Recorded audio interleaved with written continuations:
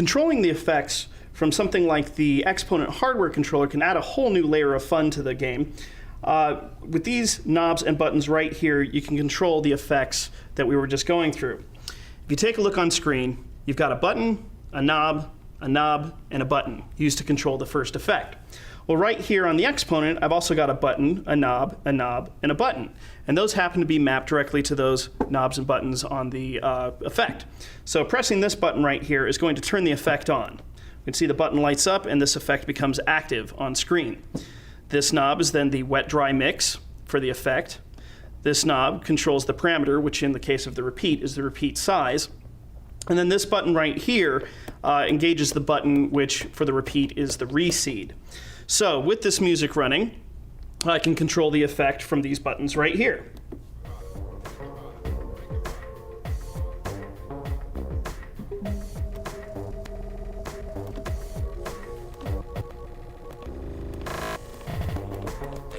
Just like that. I can engage an effect, fade it out, fade it back in, resample, and then turn it off, and the music continues on as always.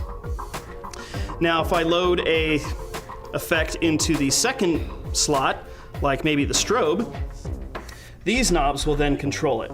So the effect's already on, I can go wet, and I can change the strobe rate. Right like that, and I can even trigger the repeat again.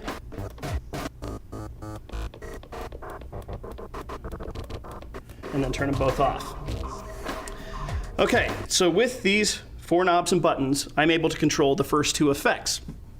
I can also control the third effect and the VST effect by flipping the switch on the front of the Exponent over to bank B. Now, as soon as I do that, these knobs and buttons control effect number 3, and these knobs and buttons control the VST effect in the same manner that I already showed you. But the Exponent also offers you another way to control effects, and that's with the XY pad up here at the top. And what's really nice about the XY pad is that in some of the effects, you'll actually get access to another parameter that you normally don't get just by using the knob and button on screen. For example, I'm going to select the filter, the dual filter effect, which is in the 3rd slot right now. This is the one that's either low pass or high pass, as we saw just a moment ago. Well, when I use the XY pad, dragging my hand to the left of center will do a low pass, and dragging my finger to the right of center will do a high pass. But if I move my finger up on the pad, I will increase the resonance of the effect. Check this out. So there's low pass, high pass, but I can do low pass with additional resonance. Or I can do high pass with additional resonance. So that makes for a very expressive effect control right here. Now, a couple other of the effects also have a similar kind of deep feature, such as the distortion. Now, when I engage the distortion here, I end up overdriving the signal by moving my finger up the pad, but I can also low pass the signal to kind of make it a more dull sound by moving my finger to the right. And if I switch the distortion into sample reducer mode, not only do I get sample reduction in the vertical direction, but I get bit rate reduction in the horizontal direction.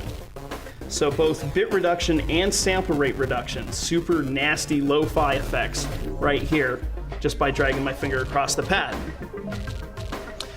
Other effects such as the flanger will give you more feedback to make the flange really nasty compared to its default setting.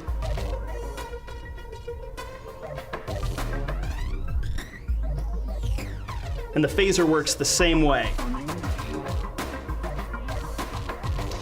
And finally, you can still use the XY pad to control traditional effects like the repeat. As soon as I touch the pad, I'll start getting repeat. And then right and left is the repeat size, where up and down is the wet and dry mix.